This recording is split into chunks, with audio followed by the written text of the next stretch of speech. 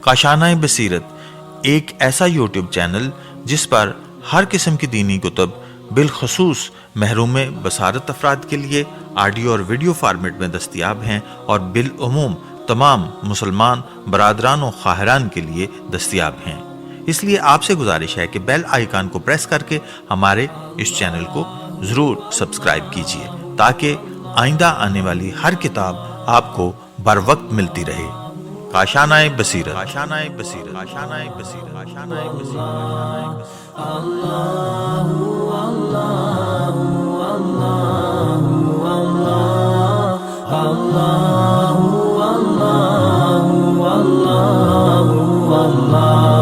بسم اللہ الرحمن الرحیم۔ السلام علیکم۔ یہ کتاب آپ کے لیے کاشانۂ بصیرت کے یوٹیوب چینل کی جانب سے ریکارڈ کی جا رہی ہے۔ کتاب کا نام ہے غدیر۔ اب ہم کتاب کا پارٹ نمبر 34 پڑھیں گے، صفحہ نمبر 379 یعنی 379۔ اعتراض رازی علماء کی نظر میں۔ امام رازی کا یہ لچر اعتراض دانشوران ادب و ماہرین لسانیات سے پوشیدہ نہیں تھا، لیکن انہوں نے تجزیہ کر کے اسے مسترد کر دیا۔ ان کا نظر انداز کرنا اس بات کا ثبوت ہے کہ مولا کے معنی اولا ثابت ہیں۔ تفتازانی شرح مقاصد اور کوشجی شرح تجرید میں ہم آواز ہے کہ مولا کے معنی متق، حلیف، ہمسایہ، ابن ام اور ناصر کے ساتھ اولا بالتصرف کے بھی ہیں۔ حاشیہ نمبر 1 شرح المقاصد صفحہ نمبر 289 289، جلد نمبر 5 صفحہ نمبر 273، شرح التجرید صفحہ نمبر 477۔ خداوند عالم کا ارشاد ہے، ابو عبیدہ نے یہ مطلب بیان کیا ہے، نیز حدیث رسول ہے کہ جو عورت بغیر اپنے مولا کی اجازت کے شادی کرے، یعنی بغیر ایسے شخص کے جو اس کے معاملات میں اولیت رکھتا ہے، اس کا مالک اور ذمہ دار ہے۔ یہ تعبیر عربی شعروں میں بہت زیادہ پائی جاتی ہے۔ مختصر یہ کہ مولا بامعنی اولا، معاملات کا ذمہ دار، متولی عربی ادب میں کثرت سے مستعمل ہے۔ مطلب یہ ہے کہ جو اعتراض کیا جاتا ہے کہ یہ کلمہ افعال تفضیل کے ہونے کی بنا پر اس معنی میں استعمال نہیں ہو سکتا، غلط ہے، کیونکہ یہ کلمہ مولا اس میں صفت نہیں۔ تفتازانی اور کوشجی نے اس معنی کو حدیث غدیر کے استدلال کے موقع پر بیان کیا ہے، پھر مختلف معنی کی تردید کر کے اولا بالتصرفی متعین کی ہیں۔ شریف جرجانی شرح مواقف میں کچھ آگے بھی وضاحت کرتے ہیں۔ تفتازانی نے قاضی عزالدین کی تردید کر کے معنی اولا کو قبول کیا ہے۔ وہ کہتے ہیں کہ یہ کہنا صحیح نہیں کہ مفعول کو افعل کے معنی میں کسی نے بھی ذکر نہیں کیا ہے، کیونکہ یہ مناقشہ کہ مولا بمعنی متولی و مالک امر اور اولا الکلام عرب میں استعمال کیا جاتا ہے۔ ابو عبیدہ کہتے ہیں کہ یہ مولا کم یعنی اولا بکم رسول خدا صلی اللہ علیہ وسلم کی حدیث بھی ہے، یعنی مولا کا مطلب ہے ایسے شخص کی اجازت کے بغیر جو اس کے تمام معاملات کا متولی و عہدیدار ہے۔ حاشیہ نمبر 1 حاشیہ بر شرح موافق جلد نمبر 8 صفحہ نمبر 361۔ ابن حجر جو حدیث غدیر کی تردید میں آتش زیر پا ہیں، سوائق میں مولا کا مطلب اولا بالشیء ہی لکھتے ہیں، پھر کہتے ہیں یہ اولیت تمام حیثیتوں سے ہے، یعنی یا بعض حیثیت سے ہے، پھر بعض حیثیت کا نظریہ اختیار کرتے ہیں، یعنی مولا کا مطلب اولا تو ہے لیکن بعض حیثیتوں سے اولا ہے، کیونکہ شیخین نے یہی مطلب سمجھا ہے۔ حاشیہ نمبر 2 سوائق محرکہ صفحہ نمبر 24 صفحہ نمبر 44۔ اسی مطلب کو شیخ عبدالحق نے لمعات میں نقل کیا۔ شیخ شہاب الدین شافعی نے ذخیرۃ المعال میں اس کی تائید کرتے ہوئے کہا کہ تولی کے معنی ولایت کے ہیں، دوست، مددگار، اولا کے معنی بھی آتے ہیں قرب کی مطابقت میں جیسے، اور اسی اسم کو حضرت عمر نے غدیر خم میں تہنیت پیش کرتے ہوئے مراد لیا۔ قبل ازیں انباری کی مشکل القرآن کا حوالہ دیا گیا کہ مولا کے 8 معنی، ان میں ایک اولا بالشیء کے بھی ہیں۔ اس کی حکایت رازی نے نہایہ میں ابو عبیدہ کے حوالے سے کی ہے، پھر کہا ہے کہ ہم نہیں جانتے کہ جس نے یہی لفظ مولا کو اولا کے معنی میں سمجھا ہے، وہ اس بات کا بھی قائل ہے کہ حدیث غدیر امامت علی پر دلالت کرتی ہے۔ خود ابو عبیدہ اور ابن انباری یہی مطلب مراد لیتے ہیں، لیکن ابو بکر کی امامت کے قائل ہیں۔ شریف مرتضیٰ نے مبرد کے حوالے سے کہا ہے کہ ولی کے اصل معنی اولا اور حق کے ہیں، اسی طرح مولا کے معنی بھی اولا و حق کے ہیں۔ حاشیہ نمبر 3 الشافی فی الامامہ جلد نمبر 2 صفحہ نمبر 219۔ جوہری سہل لغہ میں مادہ ولی کے ذیل میں کہتے ہیں کہ لبید کے شعر میں مولا سے مراد اولا کے ہیں۔ حاشیہ نمبر 4 سیاہ الفقہ جلد نمبر 2 صفحہ نمبر 564 اور جلد نمبر 6 صفحہ نمبر 2529۔ اس طرح لبید کے شعر میں مولا المخافہ کا مطلب اولا کو ابو زکریہ خطیب تبریزی، عمر بن عبد الرحمن قزوینی، سبط ابن جوزی، ابن طلحہ شافعی، شبلنجی، عبد الرحمن بن عبد الکریم اور رشید النبی وغیرہ نے بیان کیا ہے۔ حاشیہ نمبر 1 شرح دیوان الحماسہ جلد نمبر 1 صفحہ نمبر 22، جلد نمبر 1 صفحہ نمبر 9، تذکرۃ الخواص صفحہ نمبر 19، صفحہ نمبر 31 اور 32، مطالب الصول صفحہ نمبر 16، نور الابصار صفحہ نمبر 78، صفحہ نمبر 160، شرح المعلقات صفحہ نمبر 54۔ کس قدر حقیقت سے دور بات ہے، وہ شخص سمجھ رہا تھا کہ ہم فارسی ہیں، ان ہندی نژادوں کے مقابلے میں عربی ادب کی بصیرت کم رکھتے ہیں۔ علاوہ ازیں امام رازی کا اعتراض ہے کہ اولا حالت اضافت میں استعمال نہیں ہوتا، قطعی محمل بات ہے کیونکہ یہ لفظ تثنیہ اور جمع بھی استعمال ہوتا ہے، بلکہ حدیث نبوی میں تو نکرہ اضافی بھی استعمال ہوا ہے۔ صحیح بخاری میں ابن عباس سے روایت ہے۔ حاشیہ نمبر 3 صحیح البخاری جلد نمبر 10 صفحہ نمبر 7، 9، 10 اور 13، جلد نمبر 6 صفحہ نمبر 2476، حدیث نمبر 6351، صفحہ نمبر 3477، 3477، حدیث نمبر 6354، صفحہ نمبر 2478، حدیث نمبر 6356، صفحہ نمبر 2480، حدیث نمبر 6365۔ صحیح مسلم میں بھی یہی لفظ فلاں ولی الرجل ذکر لکھا ہے۔ حاشیہ نمبر 4 صحیح مسلم جلد نمبر 2 صفحہ نمبر 2 جلد نمبر 3 صفحہ نمبر 425، حدیث نمبر 3 کتاب الفرائض۔ صحیح مسلم میں ہے۔ حاشیہ نمبر 1 صحیح مسلم جلد نمبر 2 صفحہ نمبر 4 صفحہ نمبر جلد نمبر 3 صفحہ نمبر 430، حدیث نمبر 15 کتاب الفرائض۔ امام رازی کا دوسرا اعتراض۔ امام رازی کا نشیب و فراز سے بھرپور ایک دوسرا اعتراض بھی نہایہ میں ہے کہ ائمہ لغت و نحو میں کسی نے بھی اس بات کو نہیں کہا کہ مفعل کا وزن وضعی یا مصدری یا زمان و مکان کے اعتبار سے بامعنی افعال آتا ہے، جس سے تفصیل کا معنی مراد لیا جا سکے۔ آپ نے گزشتہ صفحات میں ائمہ لغت کی وضاحت ملاحظہ فرمائی کہ مولا کے معنی اول بالشے کے بے دھڑک استعمال کیے گئے ہیں اور بہت سے لوگوں نے ائمہ لغت کی پیروی کی اور اسے نقل کیا ہے، مثلاً قاضی عزت مواقف۔ حاشیہ نمبر 2 المواقف صفحہ نمبر 405 میں شاہ صاحب ہندی نے تحفے میں، حاشیہ نمبر 3 تحفہ اثناء عشریہ صفحہ نمبر 209، قابلی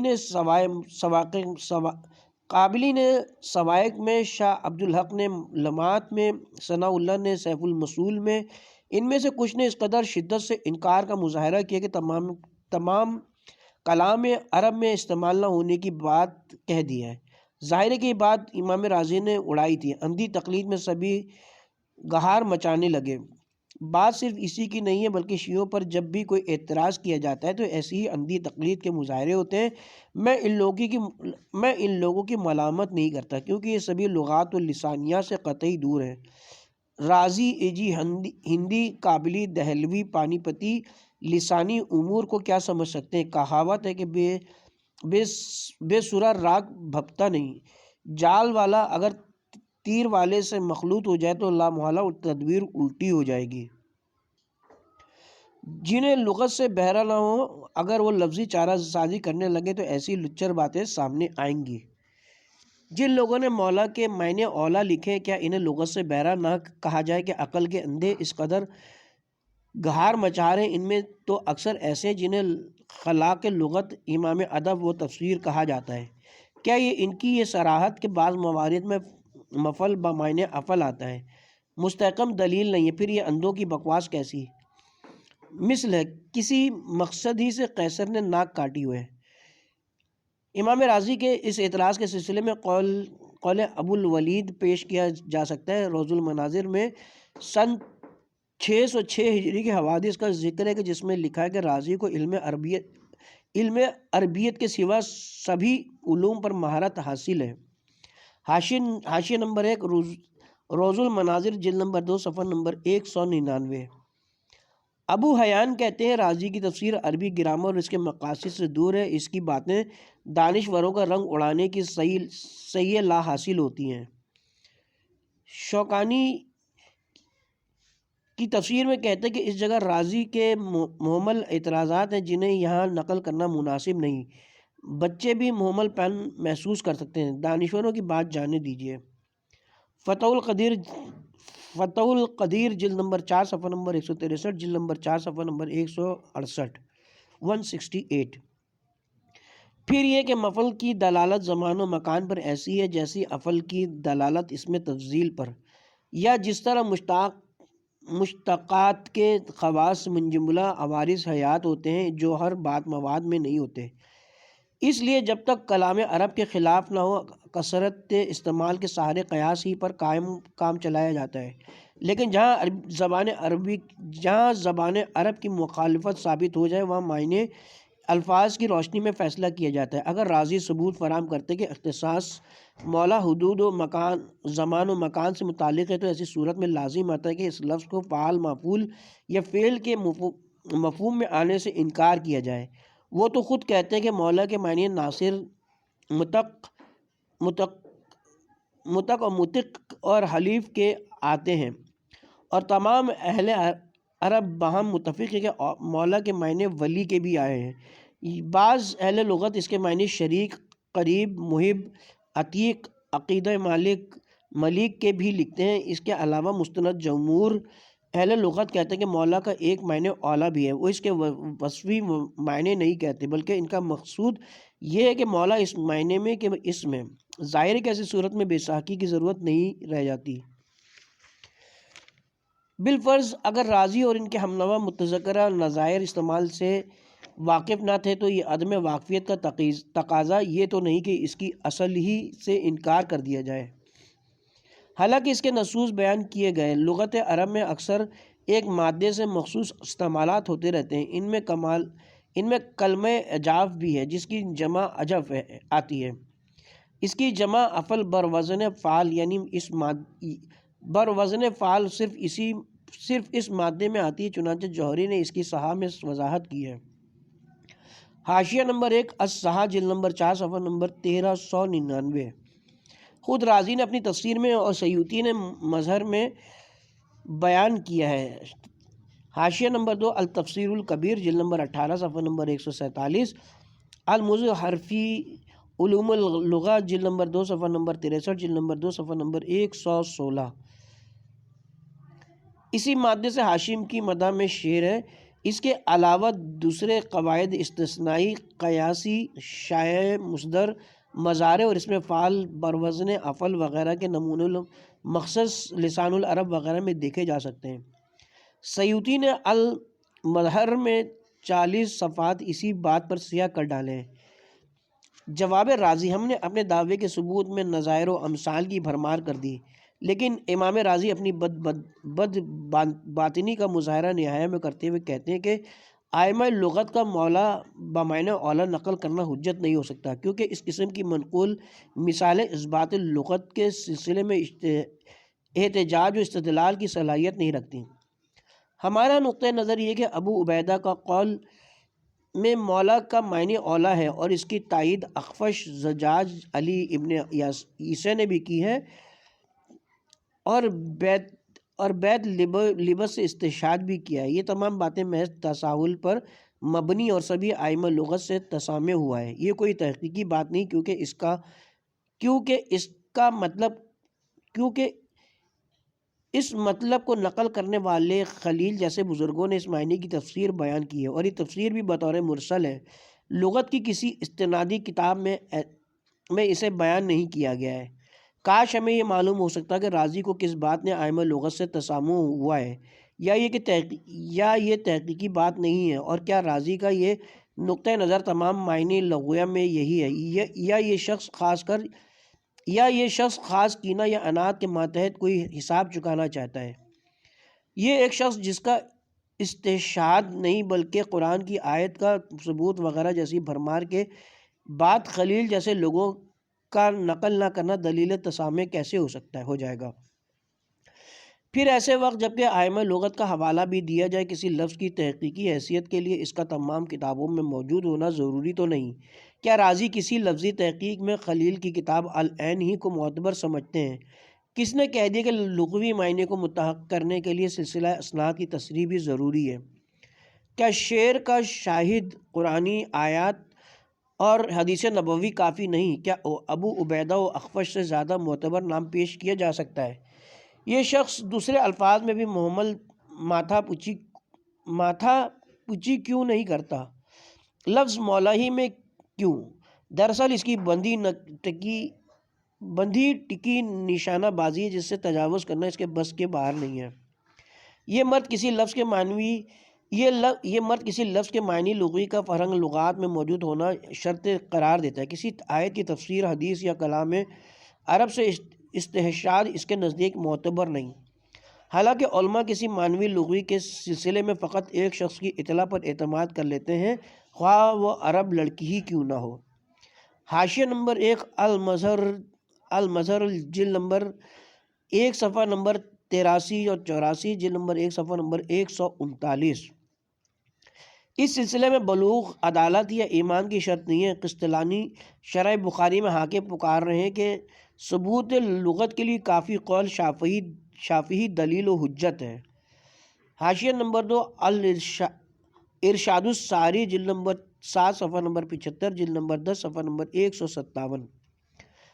مظہر میں کہا گیا ہے کہ صرف ایک قول کافی ہے۔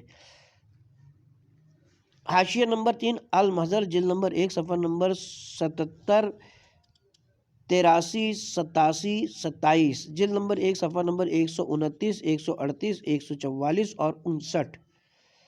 خصائص ابن جنی میں ہے کہ جو شخص کہے کہ معنی لغوی ثابت نہیں حالانکہ نقل کیا گیا ہو تو وہ شخص غلطی پر ہے، کیونکہ قرائن کے ذریعے بھی مفہوم متعین ہوتا ہے۔ مثلاً یہ شعر سنیے۔ ترجمہ: جب شرارتیں دانت نکالے ان پر حملہ آور ہوتی ہے تو قوم کے افراد اجتماعی و انفرادی حیثیت سے پرواز کرتے ہیں، تو وہ سمجھ لے گا کہ یہاں ظرافات کا مطلب جماعت ہے۔ ثبوت معنی کے لیے قرینہ یا شاعر کا قول کافی ہے۔ راضی کی ساری ماتھا پوچھی صرف لفظ مولا کے معنی اولا کے متعلق ہے، ورنہ اسے یہ بھی معلوم نہیں کہ لغت کس وسیلے سے ثابت ہوتا ہے۔ اس کا تند لہجہ اس کی پریشان خیالی کا غماز ہے، غم و غصے سے آپے سے باہر ہے۔ میرے ایک سوال کا یہی جواب اس سے بننا پڑے گا۔ اس نے کتاب العین سے یہ بات اڑائی ہے جبکہ اس کو سبھی نے نشانہ ملامت بنایا ہے۔ حاشیہ نمبر 1 المحصول فی علم الاصول جلد نمبر 1 صفحہ نمبر 195۔ المظہر دیکھ لیجئے، جلد نمبر حاشیہ نمبر 2 المظہر جلد نمبر 2 صفحہ نمبر 47 48، جلد نمبر 1 صفحہ نمبر 79۔ مجھے نہیں معلوم کہ لغت اصلی سے اس کی کیا مراد ہے۔ فرنگ کی کس کتاب سے اس نے لفظی تجزیہ سیکھا ہے جو مطلب قرآن و حدیث اور عربی ادب سے ثابت ہے، اسے کس طرح خارج کیا جا سکتا ہے؟ کیا مطلب متعین کرنے میں ارباب فرہنگ کی نیت کو دخل ہے یا کتابوں سے ثابت شدہ مفہوم اطمینان بخش ہے؟ مولا بمعنی اولا تو تمام کتب فرہنگ اور ائمہ لغت کے ہاں ثابت ہے۔ مولا بمعنی ولی، ذرا میرے ساتھ آئیے تو شاہ ولی اللہ ہندی کی گہار کا بھی تجزیہ کیا جائے۔ ان حضرت نے عربی زبان و ادب کی ریڑھ ماری ہے۔ تحفہ اثنا عشریہ میں مفہوم حدیث کی تردید فرماتے ہوئے کہتے ہیں کہ یہ مفہوم اسی وقت صحیح ہو سکتا ہے جب مولا کے معنی ولی کے لیے جائے، حالانکہ ارباب لغت کے ہاں مفعول بمعنی فعل کبھی نہیں آیا۔ یہ حرکت مذبوحی ارباب لغت کی اس تصریح پر ہے کہ مولا کے معنی ولی اسی معنی میں کہ جیسے ولی امر عورتوں کا ولی، یتیم کا ولی، غلام کا ولی، چنانچہ ولی عہد اس شخص کو کہتے ہیں جسے مملکت کے سرپرست کی حیثیت سے بادشاہ منتخب کرتا ہے۔ حاشیہ نمبر 1 تحفہ اثنا عشریہ صفحہ نمبر 209۔ ان دہلوی صاحب کو پتہ ہی نہیں کہ فرا نے معنی القرآن میں اور ابو العباس مبرد نے کہا ہے کہ ولی اور مولا لغت میں مترادف ہیں۔ جن ائمہ لغت نے ولی کو مولا کے معنی میں منطبق کیا ہے ان کی وہاں تک پہنچ ہی نہیں ہو سکی۔ حاشیہ نمبر 2 معنی القرآن جلد نمبر 2 صفحہ نمبر 161۔ انباری کی مشکل القرآن، فیروز آبادی کی قاموس، واحدی کی وسعت اور سلبی کی الکشف البیان، جوہری کی صحاح وغیرہ۔ حاشیہ نمبر 3 الصحاح جلد نمبر 1 صفحہ نمبر 564، جلد نمبر 6 صفحہ نمبر 2529، غریب القرآن صفحہ نمبر 154، صفحہ نمبر 311، قاموس المحیط جلد نمبر 4 صفحہ نمبر 401، صفحہ نمبر 1732، الجامع الاحکام القرآن جلد نمبر 16 صفحہ نمبر 155۔ انباری کی مشکل قرآن، فیروز آبادی کی قاموس، واحدی کی وسعت اور سلبی کے الکشف البیان، جوہری کی صحاح وغیرہ میں اس مطلب کی صراحت موجود ہے۔ ابن اسیر نے نہایہ میں کہا کہ حضرت عمر کا قول اسی معنی میں ہے کہ اصبحت مولا کل مومن، اصبحت مولا کل مومن۔ حاشیہ نمبر 4 النہایہ فی غریب الحدیث جلد نمبر 4 صفحہ نمبر 246، جلد نمبر 5 صفحہ نمبر 228۔ تاج العروس میں آیت قرآنی وَإِنَّ اللَّهَ وَلِيُّ الَّذِينَ آمَنُوا وَإِنَّ الْكَافِرِينَ لَا مَوْلَىٰ لَهُمْ کو شاہد میں پیش کیا ہے۔ اس کے ساتھ حدیث رسول ایما امر تو نحکتو بغیر اذن مولاہا اور حدیث غدیر من کن تو مولاہو کو بھی شاہد میں پیش کیا ہے۔ حاشیہ نمبر 5 تاج العروس جلد نمبر 10 صفحہ نمبر 199۔